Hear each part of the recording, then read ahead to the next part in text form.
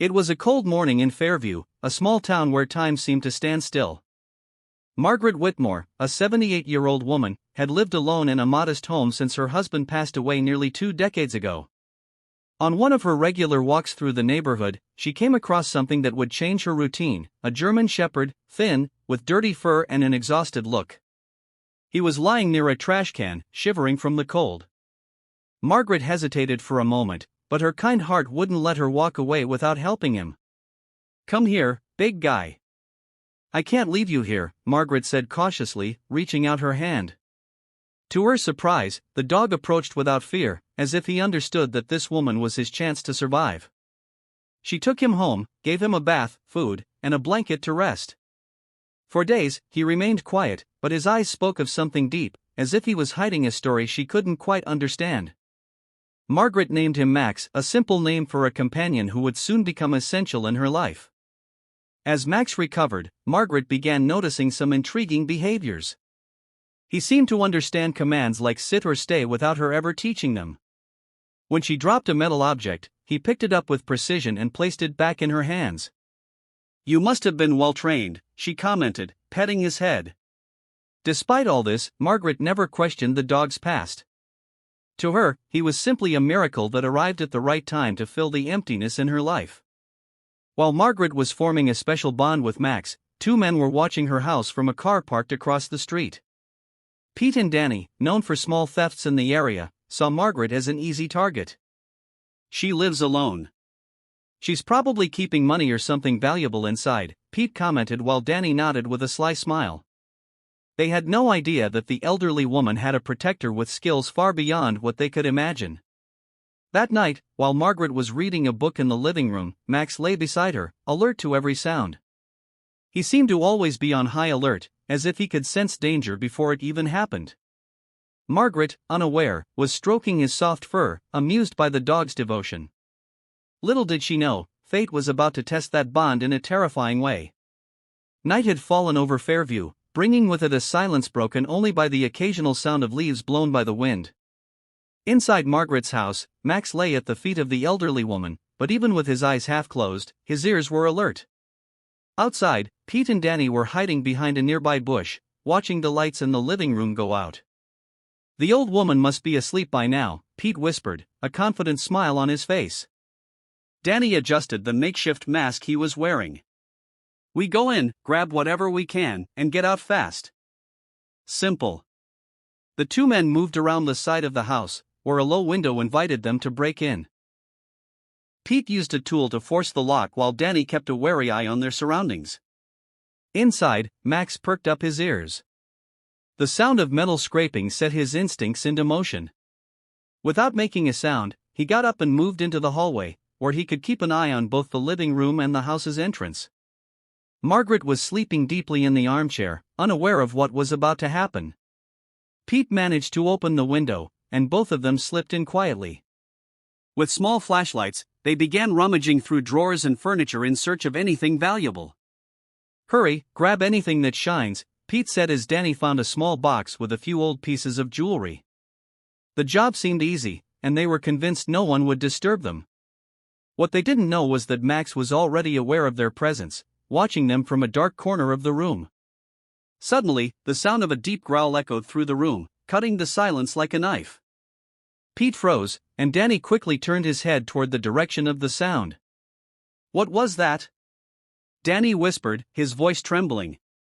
Max stepped out of the shadows, his eyes glowing in the lantern light. He was growling quietly, every muscle tense, as if ready to attack at any moment. "It's just a dog," Pete murmured, trying to sound confident, but his voice betrayed his fear. "Get him away." When Danny took a step forward to intimidate Max, the German shepherd lunged like lightning. He grabbed Danny's pant leg, knocking him down with ease. Pete tried to react, but Max growled so loudly that the man hesitated. "Get off me!"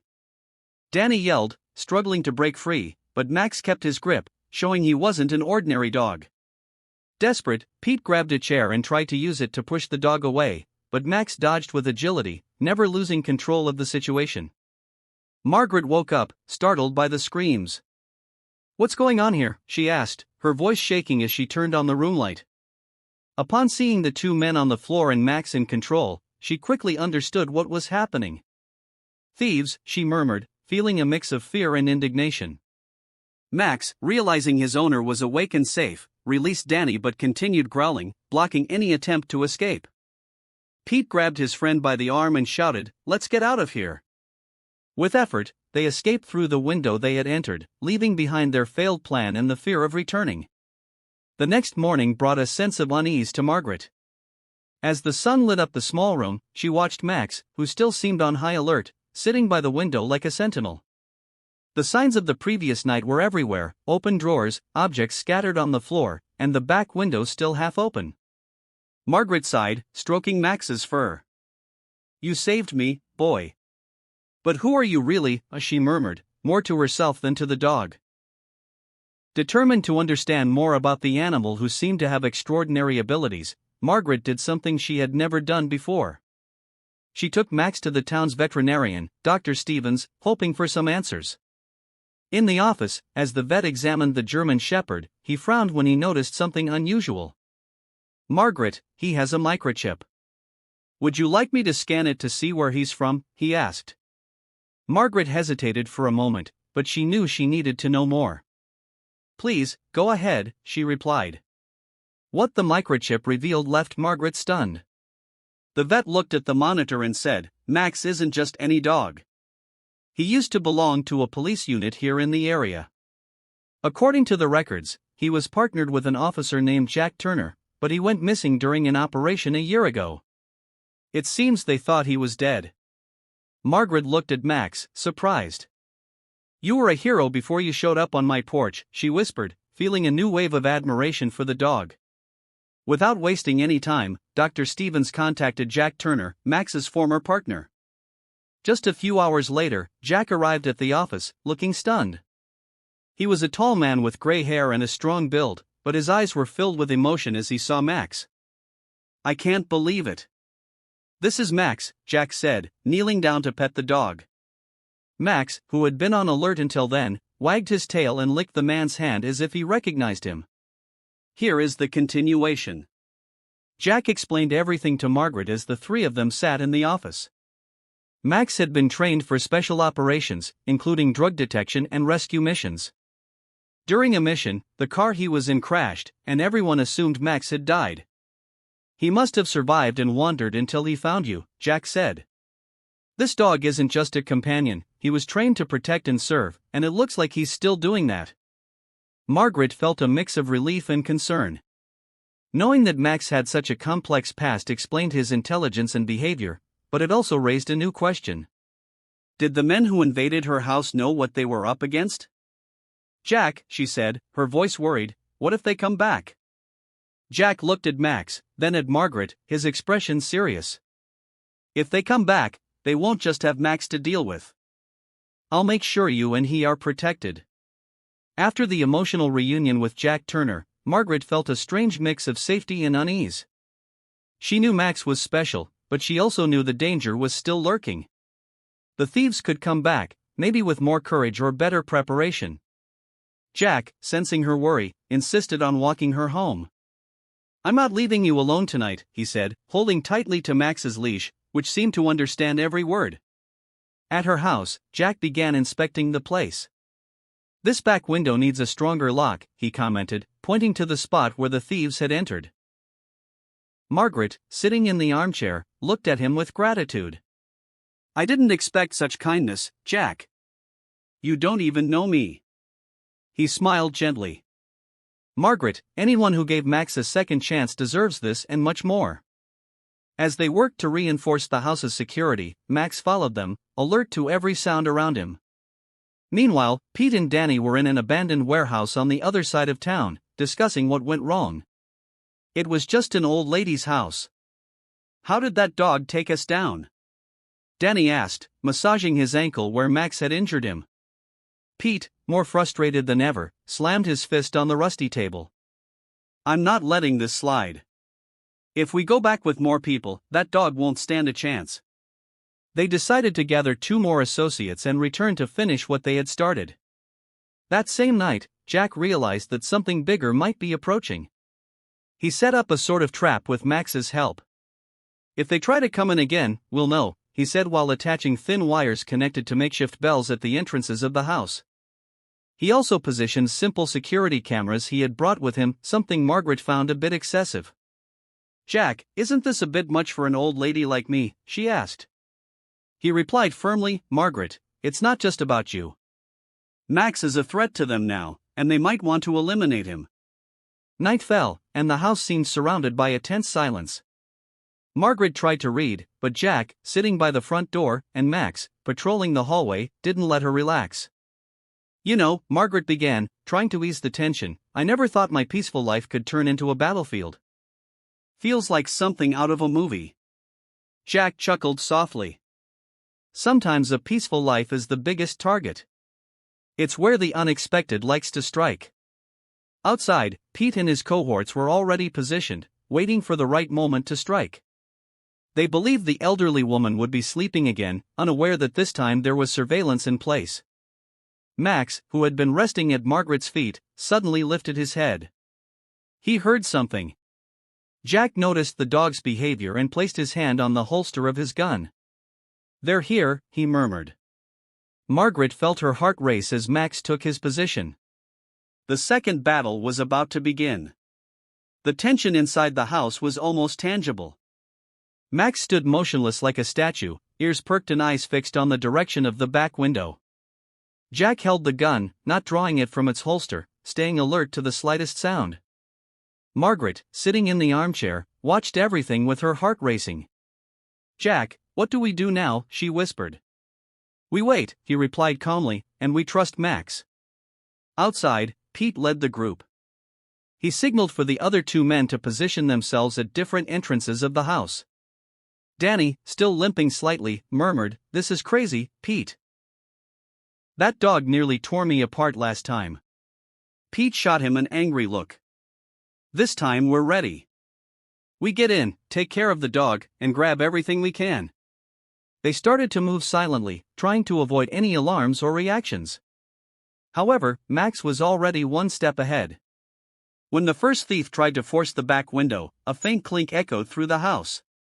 Jack's makeshift wire had worked. Max growled a low sound but filled with threat and ran toward the noise. "Margaret, stay here," Jack said quickly, getting up and following the dog. He positioned himself near the kitchen, where he saw the window being pushed open.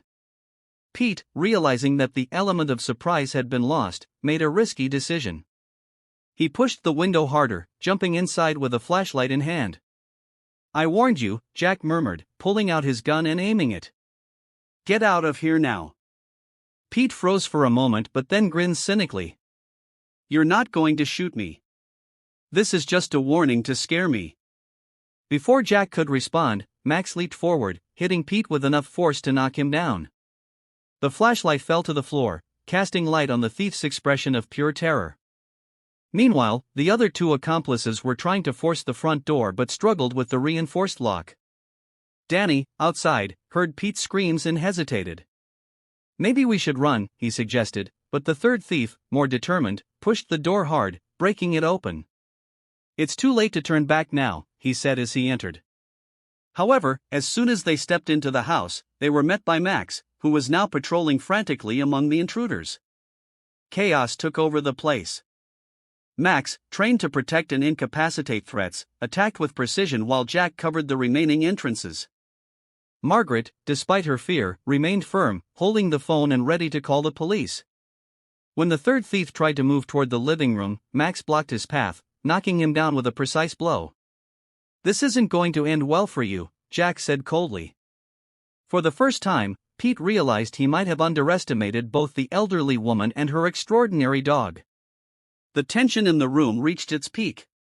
Max, with his imposing stance and eyes locked on the intruders, seemed invincible.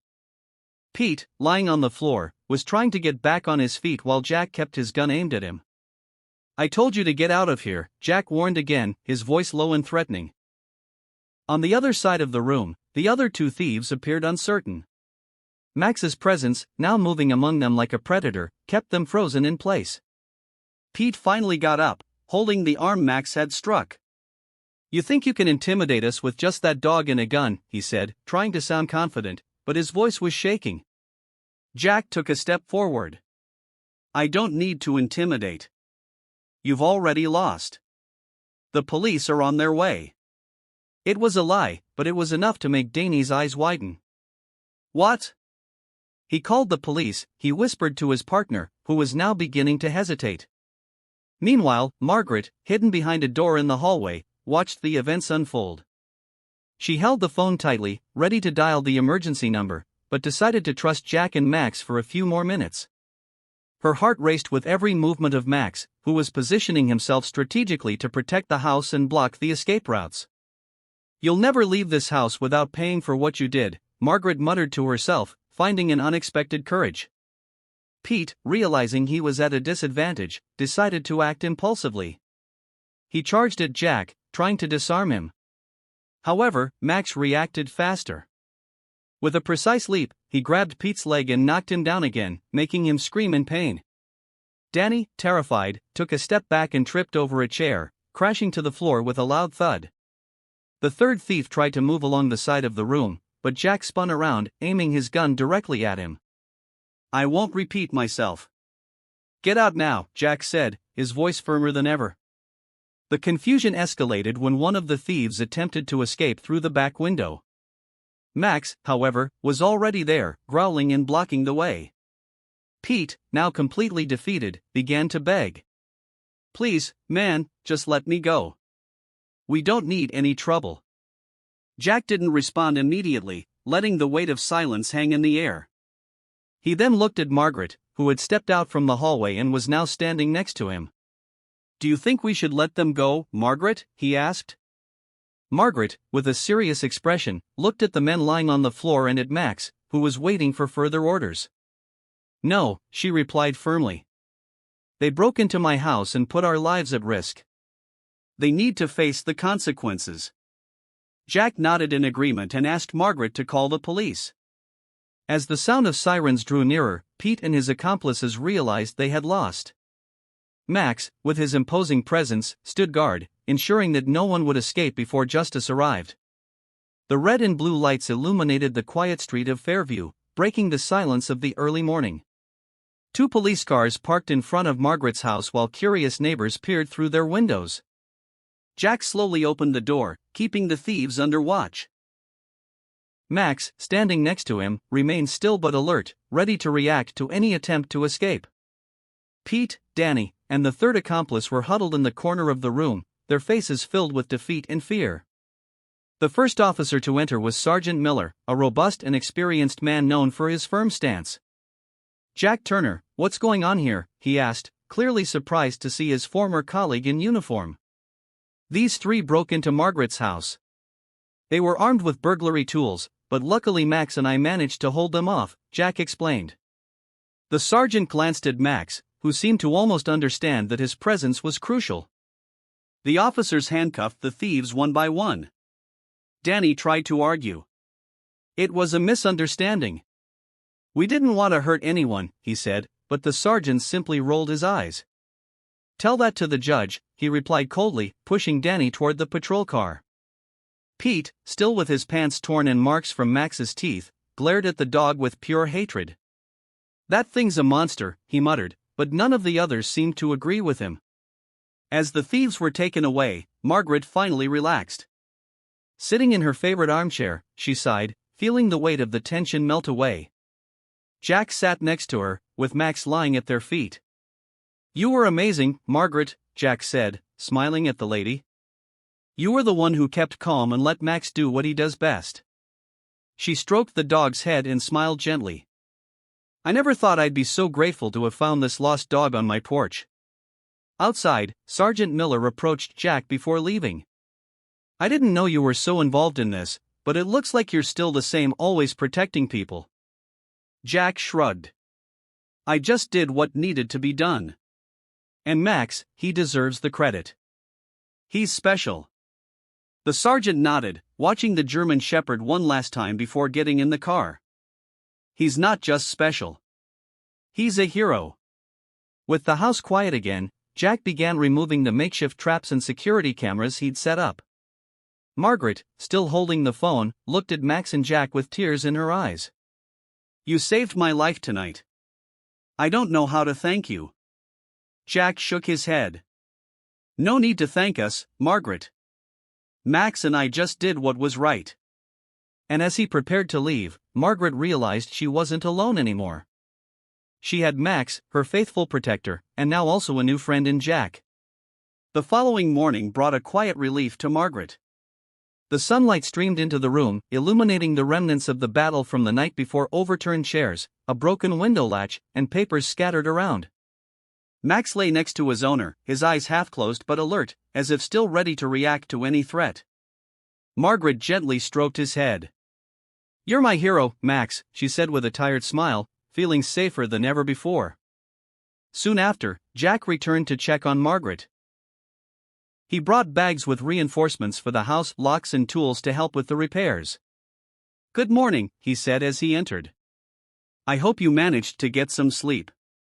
Margaret chuckled softly. "With Max by my side, it was easier than I thought." Jack looked at the German Shepherd, who responded by wagging his tail. "He doesn't just protect, Margaret. He's loyal to the end," Jack remarked as he began working on the windows. As they worked together, Margaret took the opportunity to learn more about Max's past. Jack shared stories of the missions he and Max had completed, from search and rescue operations to dangerous missions against armed criminals. "He was more than a partner. He was my family," Jack said, a melancholic gleam in his eyes. Margaret realized how much Max had meant to him. "It must have been hard to lose him, to think he hadn't survived," she commented. Jack nodded. "It was like losing a part of me. But now, I see that he found the place where he was meant to be." As they were talking, Margaret couldn't help but wonder how Max had survived during that year before finding her. "Do you think he still misses that life?" she asked, looking at Max, who seemed so comfortable here with her. Jack smiled. "Max is a service dog, Margaret. He feels like he needs a mission. But with you, he found something different, a home. I think that's more than he could ever ask for." Outside, some neighbors started to appear, curious about the events of the previous night. Mrs. Baker, who lived next door, called out to Margaret from the fence. "Margaret! I saw the police last night. Is everything okay?" Margaret went to the door to talk. "It was a long night," she answered with a sigh, "but Max took care of everything." The neighbor looked at the dog with admiration. "He's really special," she commented. The small group of neighbors gathered around, listening to the story and praising Max's courage. For Margaret, this brought a sense of belonging she hadn't felt in a long time. The story of Max and the thwarted invasion quickly spread through the neighborhood. Soon, Max became something of a local celebrity. Children and adults would walk by the fence, calling for him and asking permission to pet him.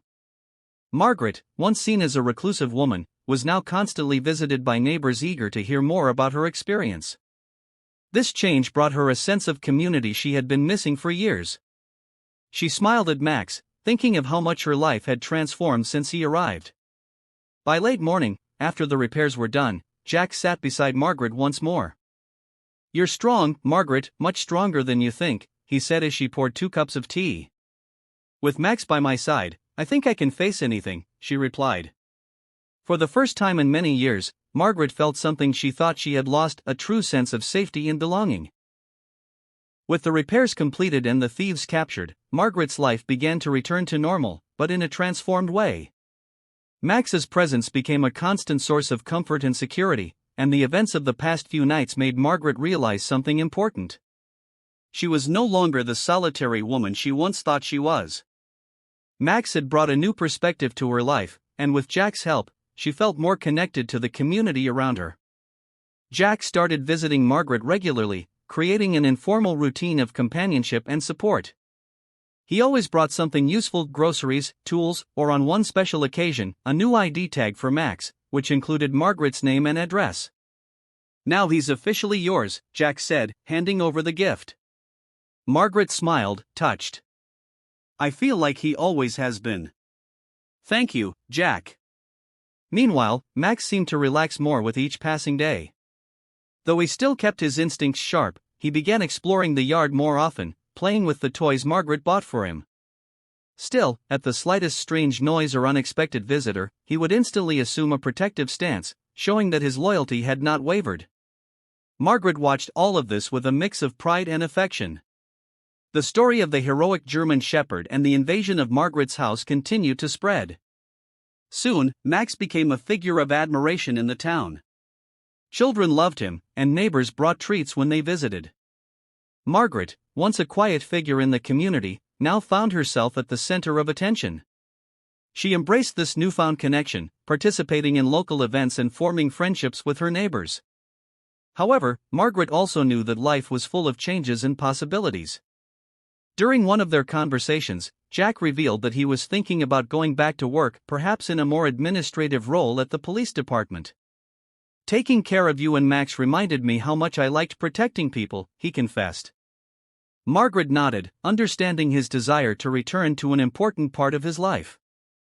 "You're a protector, Jack, not just for me," she said with a gentle smile. With Jack re-evaluating his future and Max fully integrated into his new life, Margaret began to plan small changes of her own. She decided to participate in community events and even accepted an invitation to a local book club meeting. For the first time in years, she felt like she was rebuilding her life, and Max was at the heart of that transformation. She petted the dog and whispered, "You didn't just save my life, Max. You gave me a new one." The days that followed brought peace to Margaret and Max. Their routine was now filled with small moments of happiness, from morning walks around the neighborhood to encounters with neighbors who always stopped to greet the famous dog. Margaret felt more alive than ever, and Max's constant presence was a daily reminder of how life can change unexpectedly. Sometimes for the better. On a sunny afternoon, Jack showed up with a special gift, a simple wooden plaque, carefully carved with the inscription "Home of Max the Hero." He handed it to Margaret with a smile. "I think this sums up what this place means now," he said. With tears in her eyes, Margaret hugged him tightly to thank him. The plaque was immediately placed at the entrance of the house, where everyone who passed by could see it.